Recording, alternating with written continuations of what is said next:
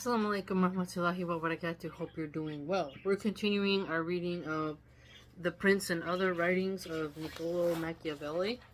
And remember, we were dealing with the life of Castruccio Castracani of Lucca. And we really got into his, what he called prowess, virtue, how he commanded his troops, and, how he overcame a lot of his enemies. So we're continuing upon that path, okay? Bismillah.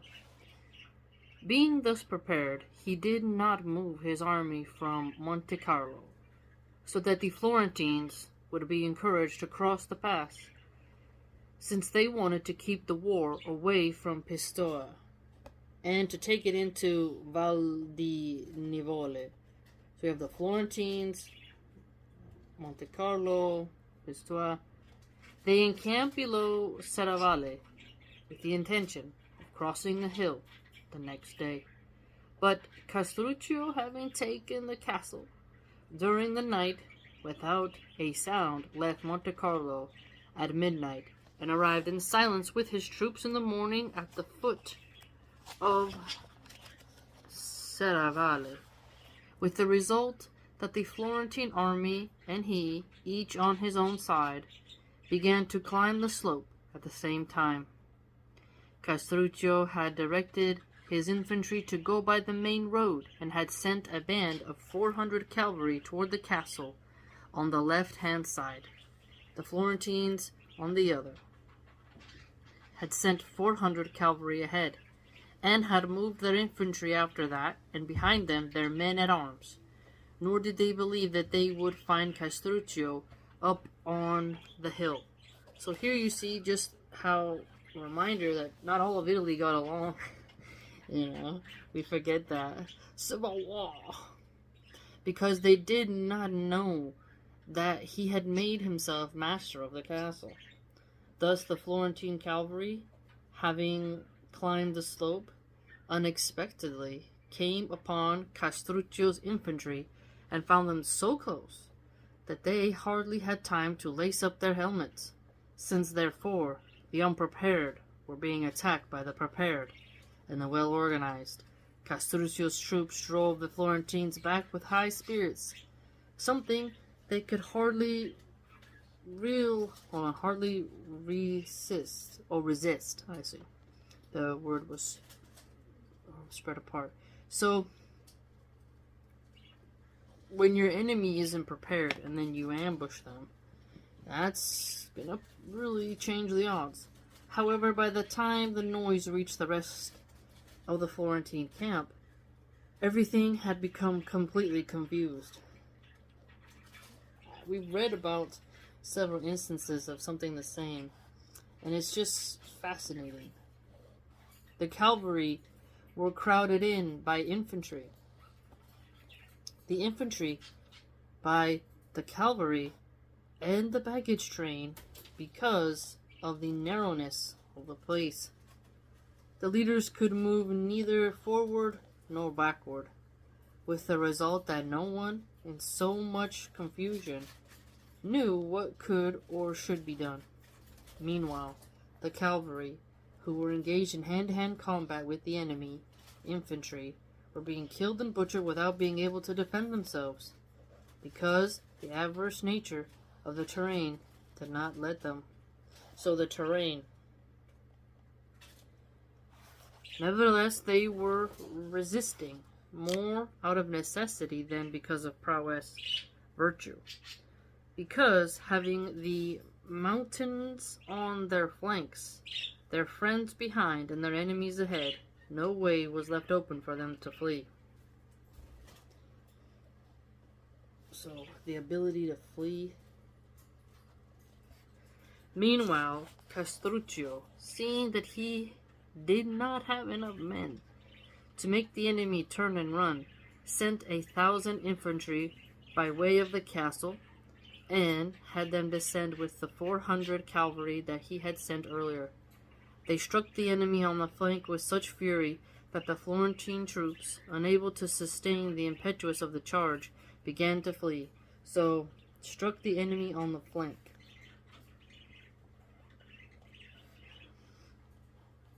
and the flight began with those in the rear scattering over the plain toward Pistoia, each man providing for his own safety as best he could. So yeah, every man for himself. Just really like, get out, everybody. It reminds me a lot of when I was reading the histories of At-Tabari, Volume 5, that dealt with the Byzantines, and the Sassanids. You just hear a lot about this type of strategies. And it really just is fascinating when you look at how wars were fought back then. It wasn't like drones and hiding and, stuff like that. It was more, you gotta get up to your enemy. This rout was great and very bloody. Many leaders were captured.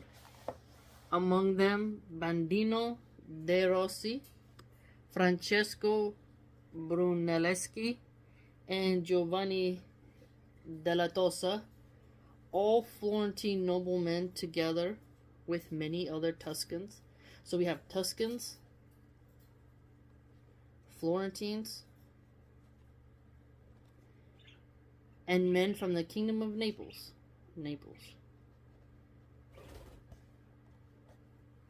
who fought alongside the Florentines, having been sent by King Robert to aid the Guelphs. So we have the Guelphs, we have King Robert. As soon as they had heard about the defeat, the Pistoians did not delay in chasing out the party friendly to the Guelphs and giving themselves up to Castruccio. Not content with this, the latter took Prato and all the castle towns of the plain on both sides of the Arno, and he stationed himself with his troops on the plain of Peretola, 2 miles from Florence, where he stayed for many days to divide up the booty and to celebrate the victory he had. So the division of booty. In derision of the Florentines, he had money coined and races run by horses, by men, and by horse. Nor did he miss the opportunity to try to bribe some noble citizens to open the gates of Florence to him at night. But when the conspiracy was discovered, Tommaso Lupacci and Lambertuccio Frescobaldi were taken and beheaded. So beheading, I always think it's funny how Westerners pretend that Europeans never did beheadings. I always think that's odd. Because they're like, oh, look how barbaric the Muslims are for beheading people. Hello! Italy had a little bit of snipping necks. Terrified then by the rout, the Florentines did not see any remedy by which they could save their freedom. And to be more certain of help, they sent ambassadors to Robert, King of Naples, to offer him the city and sovereignty over it. The king accepted it, not so much because of the honor done him by the Florentines, as because he knew of what moment it was for his state that the party of the Guelphs should maintain its control in Tuscany. So the Guelphs, they have hold in Tuscany, having agreed with the Florentines that he should have 200,000 florins annually. He sent his son Carlo to Florence with 4,000 cavalry. So his son Carlo. Meanwhile, the Florentines were somewhat relieved of Castruccio's troops, because he had been obliged to leave the territory and go off to Pisa in order to put down a conspiracy formed against him by Benedetto Lanfranchi, one of the first citizens of the city. This man, unable to endure having his native city enslaved to someone from Lucca, plotted against him, planning to occupy the citadel and after driving out the guards to kill Castruccio's partisans. But in these affairs, if a small number is sufficient to keep things secret, it is not large enough to carry them out. Now, that's an interesting point. A small enough group to keep it secret will be large enough to carry them out. Niccolo is very good with these stratagems that he comes up with, because we have really been able to see that he definitely really looked at how Castruccio's troops operated, and he's very well versed in the history of his land, and we have to appreciate that. So while Benedetto was seeking to draw more men into his plot, he included one who revealed Benedetto's intentions to Castruccio. Nor was this revelation made without incriminating Bonifacio Cerci and Giovanni Guidi, Florentines who were exiled in Pisa. In response, Castruccio seized Benedetto and had him killed. Okay, so... and we're gonna get these names. They're Florentines. Castruccio seized Benedetto, had him killed, sending all the rest of that family into exile and beheading many other noble citizens. So, more beheadings. So, yeah, when you look at how Marxists talk about history, they make it sound like the bourgeoisie have no risk involved in their life. But, like, there's people who hate aristocrats, but if you look at the noble citizens, these people in these higher ranks, they get in exile, losing their lands, their property. They do risk their necks, quite literally. It's not that same way today, though. Like, Biden can send people off to war. You know, Nancy Pelosi, these warmongers, they're just chilling, flying private jets, eating caviar, while, you know, they're free from the policies they push on others. And since it seemed to him that Pistoia and Pisa were hardly loyal, he devoted all his industry and energy to making sure of them. This gave the Florentines time to regroup their forces and enable them to wait for Carlo's arrival. When he came, they decided not to waste time and put together a large force, summoning to their aid almost all the Guelphs of Italy. So remember, Guelfs of Italy. And forming an immense army of more than 30,000 infantry and 10,000 cavalry. And after debating which they ought to attack first, Pistoia or Pisa, they decided it was better to attack Pisa as a plan more likely to succeed, because of recent conspiracy that had taken place there, and one more useful to them, since they thought that once Pisa was taken, Pistoia would surrender on her own accord. So it appears that Pisa and Pistoia, they seem to have a tight-knit relationship to the point where if one falls, they don't really see the other one surviving. So it's almost like their destinies were linked at this time. Coming out then with their army at the beginning of May of 1328. Okay, 1328. That's a long time ago. The Florentines immediately occupied Lastra, Signa, Montelupo, and Empoli, and arrived with it at San Minato. Castruccio, on the other side, hearing about the large army that the Florentines had sent against him, was not dismayed in any way. He thought that this was the moment of fortune, would place the rule of Tuscany in his hands, believing that the enemy would not make a better showing at Pisa than they had at Serravalle, and that they would not have any hope of recovering as they had before. Having gathered together 20,000 of his foot soldiers and 4,000 cavalry, he stationed himself with his army at Fucecchio. So that's a lot. 20k infantry, 4K cavalry, and sent Paolo Guinigi to Pisa with 5,000 infantry. Fuecchio is situated in a stronger location than any other castle town in Pisan territory. So see the castle towns? If you recall, in Tabari, there was a lot of citadels, a lot of compounds, and the whole siege warfare was its own accord. And then we had trench warfare, World War II. So the future will have drone warfare. So you just really look at what is the style of warfare for the age. And it tells you a lot about the type of men who rise and figure out how to succeed within those perimeters.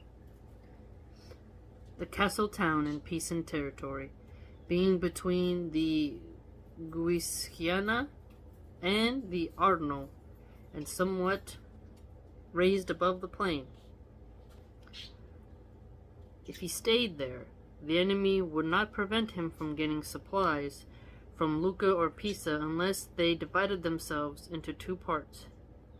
Nor could they, except to their disadvantage, either go out to meet him or move towards Pisa, for in the first case they would be caught in between Castruccio's troops and those in Pisa. In the second, they would have to cross the Arno, something they could not do with the enemy on their backs, except by exposing themselves to great danger in order to encourage them to choose this plan of crossing the river. Castruccio did not place himself with his troops on the banks of the Arno, but next to the walls of Fucecchio, leaving a lot of space between the river and himself. After occupying San Miniato, the Florentines debated what was to be done, whether to go to Pisa or to meet Castruccio, and having measured the difficulties involved in the alternatives, they resolved to go and attack him. So now they want to go and be like, hey, we're not just gonna wait here, we gotta go to him. The Arno was so low that it could be forded, but not in such a way that the infantry could avoid being immersed up to their shoulders. Immersed, so this river. And cavalry up to their saddles. That's pretty deep. So, deep water. The river. When the morning of June 10th arrived, then the Florentines, drawn up in battle formation, had part of their cavalry and a force of 10,000 infantry began crossing. Castruccio, who was ready and eager to do what he had planned, attacked them with a force of 5,000 infantry and 3,000 cavalry, and did not give them time to get out of the water before he was in hand-to-hand combat with them. So, attacks while they are in the river. So you can imagine, you're trying to maneuver in water, that's difficult. Not only the water slows you down, and you're trying not to, drown. He also sent 1,000 light infantry downstream along the banks of the Arno and 1,000 upstream. So, wow, he sent people downstream and upstream. Upstream, downstream. The Florentine infantry were weighed down by the water and by their arms, and none of them had yet climbed up the steep banks out of the river. Look at that. That would be really terrifying. So, they haven't even been able to steep bank of the river. So you're, in the water, arrows coming down, Some of the horses that had crossed had broken up the riverbed, thus making the passage difficult for others, many of whom, upon encountering the unstable bottom of the river, fell upside down on their riders, while many others got so stuck in the mud that they could not get out. Wow, so mud. Hence, the Florentine captains, seeing the difficulty of crossing at that place, made their troops withdraw and go higher upstream, in order to find a spot where the bottom was still sound and the bank had a gentler slope, and could take their weight. Opposed to these troops were the infantry that Castruccio had sent up along the bank. His men were lightly armed with small, round shields, and short spears in their hands, and with loud shouts they wounded the enemy in the face and chest. The result was that the horses, terrified by the wounds and the shouts, refused to go forward and fell. So these war horses, they're just getting real shook up. Topsy-turvy on the top of one another, the fight between Castruccio's men and those who had crossed the river was hard and terrible, and a great many fell on each side, as each tried with all its might to overcome the other. Castruccio's men wanted to shove the enemy back down the river. The Florentines wanted to push his men away in order to make more room for the others in their army, so that, once they had come out of the water, they would be able to fight. I mean, talk about being exhausted. Getting out of there, like, the smell, the horses, the screams. And the tenacity of all the men was reinforced by the exhortations of their captains. Castruccio reminded his men that these were the same enemy soldiers whom they had defeated not long before at Serravalle. And the Florentines reproached theirs, so that so many should allow themselves to be beaten by so few, seeing that the battle kept on going, and that his men and their adversaries were already worn out, and that everywhere there were many wounded and dead. Castruccio sent forward another force of 5,000 infantry, and when he had led them just behind the backs of those who were fighting, he ordered the ones in front to open their ranks, and if they were turning in flight, to withdraw one part toward the right and the other toward the left. When this was done, it gave the Florentines space to advance into and to gain some ground. But once Castruccio's fresh troops came to blows with the tired Florentines, it did not take long before they pushed them back into the river. Wow, pushed them back into the river. So you can picture, I mean, at least I can, this intense river scene. It's just remarkable how the landscape just plays such a huge role in warfare. And how a good leader has to look at all these options and be like, what's gonna happen? Fighting in the river, horses that are injured, the mud is unstable, you're getting stuck, you see bodies in the river, the neighing of horses, and to the point where it's spooking even the people. Thus far, the cavalry on either side had no advantage, because Castruccio, knowing that his were inferior, had ordered his officers merely to hold off the enemy, since he was hoping to defeat their infantry, and when they were defeated, then to beat their cavalry more easily. Something which happened according to his plan. Foreseeing that the enemy infantry had retreated into the river, he sent the remainder of his infantry against the enemy cavalry, and as his infantry was wounding them with lances and javelins. So lances, javelins. It's always fun to go look these up because some were styled in like the culture of the time. And his cavalry was pressing upon them with great fury. They took flight. The Florentine captains, seeing the difficulty their cavalry had in crossing the river, tried to get the infantry across at a place farther downstream in order to attack Castruccio's troops on their flank. But since the banks were steep and occupied at the top by his men, they tried to do so in vain. Thus, the Florentine army was routed. Routed. To the great honor and glory of Castruccio, and of such a great magnitude. Not a third escaped. So really difficult to escape. Many leaders were taken. See that? Leaders being taken. Leaders had to risk being taken. Today, nope.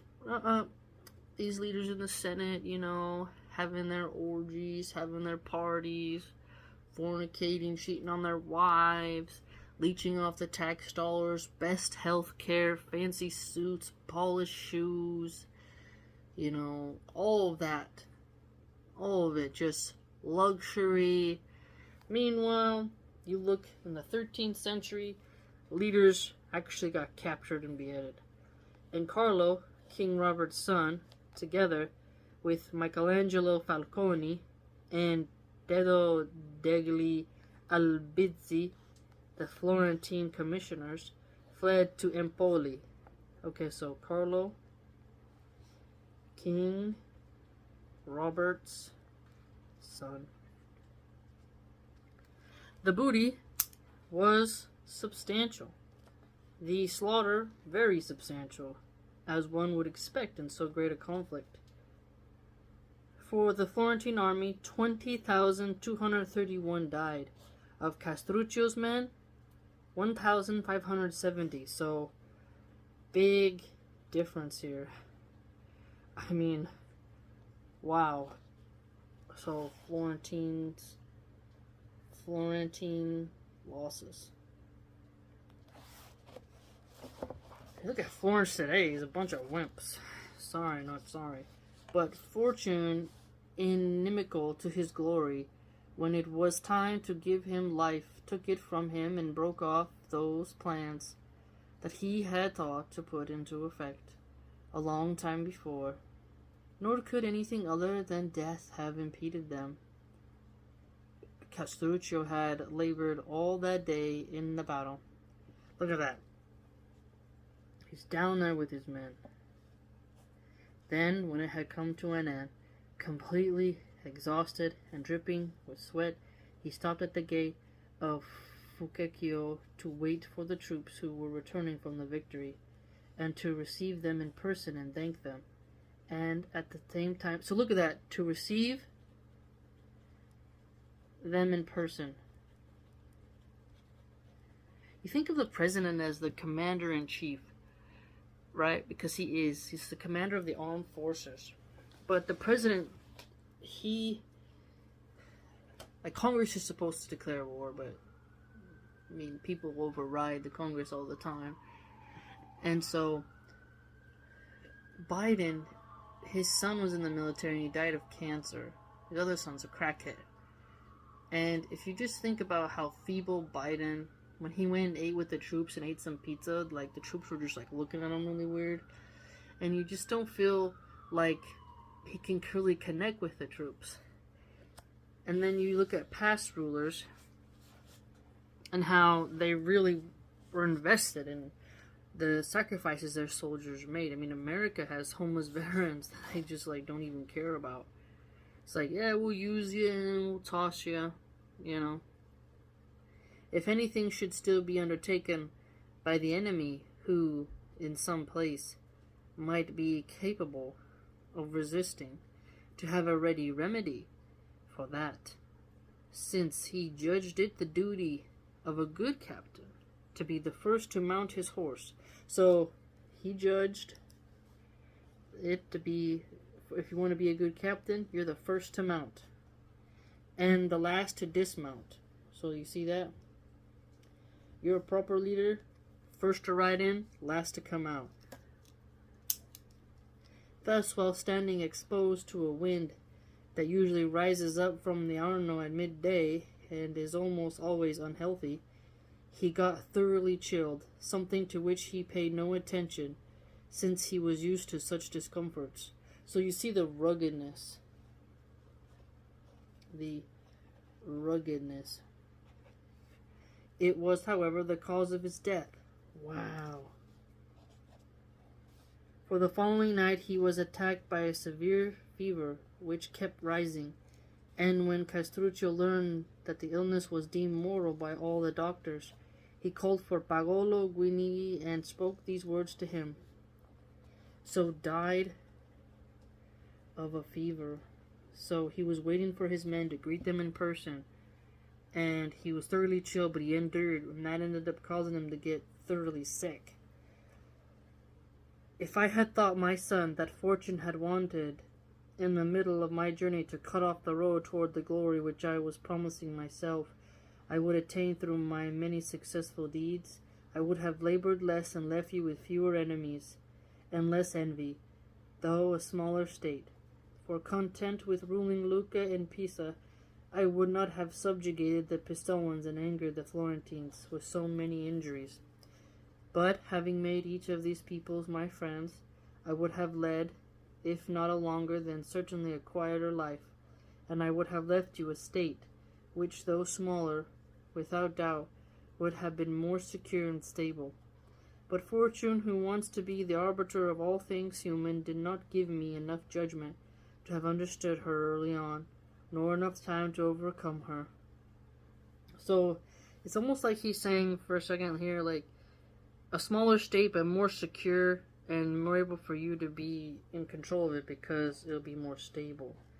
Instead of going on to a larger project, because he's not getting to finish his campaign, and the enemies, well, they're really mad, and there's a lot of envy. You heard, for many have told you, and I have never denied it, how I came into your father's house while still young, and lacking all those aspirations that should be found in every noble spirit, and how I was nurtured by him, and loved by him much more than if I had been born of his own blood. So that, under his tutelage, I became valorous, and was able to obtain that fortune that you yourself have seen and see now. And since, at the point of death, he entrusted you and all his goods to my loyal care, I have brought you up with the same love, and have increased your goods with the same loyalty, by which I was and still am bounded. So you see this loyalty here. Loyalty. It's a word that often doesn't really get put into its proper noble place. To be loyal.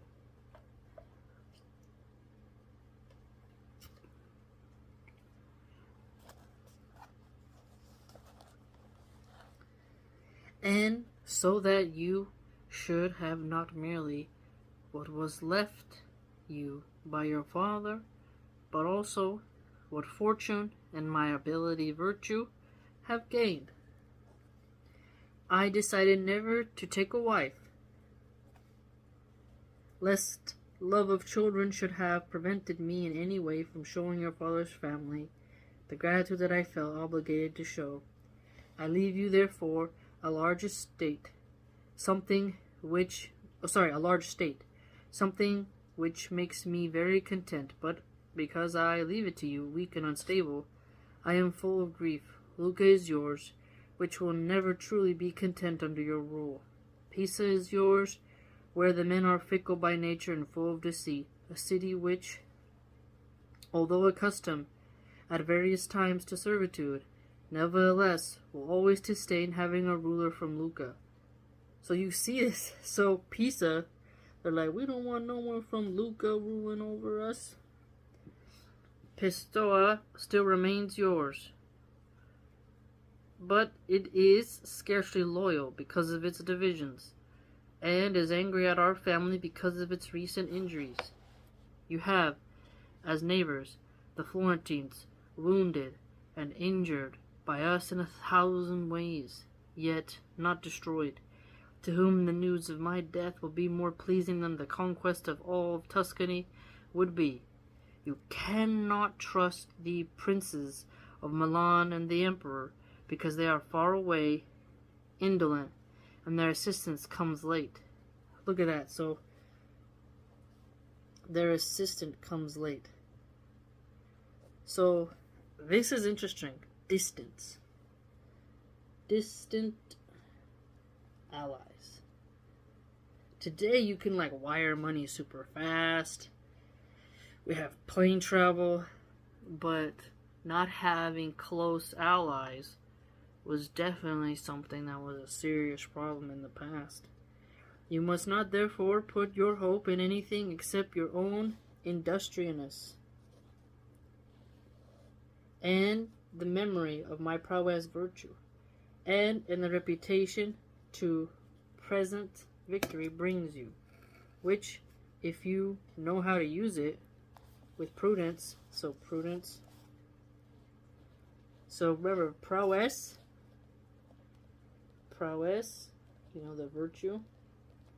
And then we have prudence. So he's reminding him of the values that he needs to have. And Machiavelli has mentioned these as well. And a lot of other military writers in the past. Prudence. With help, right here, will help you reach an accord with the Florentines, something with which, since they have been terrified by the present rout, they should eagerly comply. As for them, where I sought to make them my enemies, and thought their hostility would bring me power and glory, you have to try with all your might to make them your friends, because their friendship will make you secure and comfortable. Okay, so try to make peace with the Florentines. In this world, it is a matter of great importance to know oneself. Okay, so like Socrates said, know thyself. He here says the same thing. To know thyself. Self-reflection is very important. And to know how to measure the strength of one's spirit. How to measure yourself. How to measure your spirit. And of one's condition.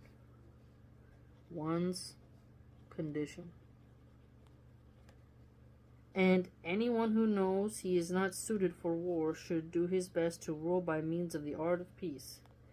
The art of peace. So if you know you're not about that life, you need to make sure you know how to get about. My counsel is that it would be good for you to apply yourself to them and do your best in this way to enjoy the results of my labors and dangers. In this you will easily succeed if you will take these reflections of mine as truths. And to me you will be doubly obligated. First, because I left you this realm. Second, because I have taught you how to keep it. Oh man. Then, having summoned those citizens of Lucca, Pisa, and Pistoia, who had fought under him, and having commended Pagolo Guinghi, he's a very weird name, to them, and made them swear obedience to him, Castruccio died, leaving a happy memory of himself with all those who had heard of him, and with those who had been his friends, as much regret as for any prince who had ever died at any other time. His funeral was celebrated most honorably, and he was buried in San Francesco in Lucca. I wonder if his grave is still there today. That'd be cool to see. But ability, virtue, and fortune were not so friendly to Baccolo Guinigi as to Castruccio because not much later he lost Pistoia and then Pisa and had real difficulty preserving his rule over Lucca, which remained in his family's control down to the time of Pagolo, his great-grandson. Wow, that's intense, isn't it? He passed. Wow.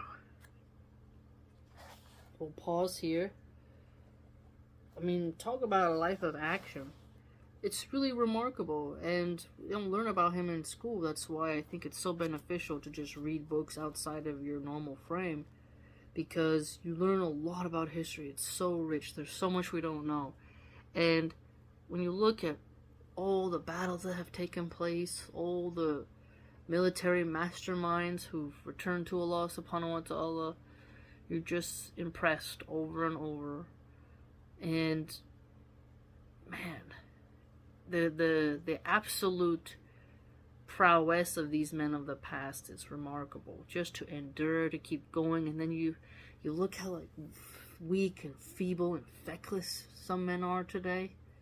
I mean, weak men have always existed, but you're like, it takes those strong men to really preserve those empires. The majority of men in the military, it's majority men.